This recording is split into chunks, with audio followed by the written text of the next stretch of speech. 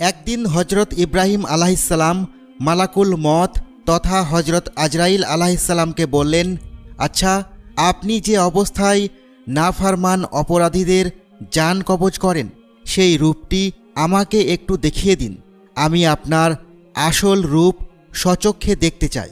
মালাকুল মত বললেন, হে আল্লাহর নবী, আপনার এই রূপটি দেখার শক্তি নেই, আপনি সহ্য করতে পারবেন না।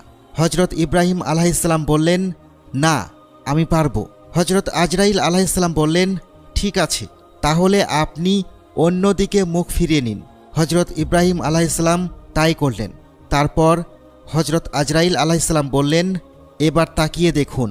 হজরত ইব্রাহিম আলাইহিসসালাম তাকিয়ে দেখলেন এক বিশালাকার দানব আকৃতির অবয়ব, চুলগুলো তার লম্বা লম্বা, খুব দুর্গন্ধযুক্ত তার পোশাক, তার নাক মুখ থেকে আগুনের গোলা বের হচ্ছে। হজরত ইব্রাহিম আলাইহিসসালাম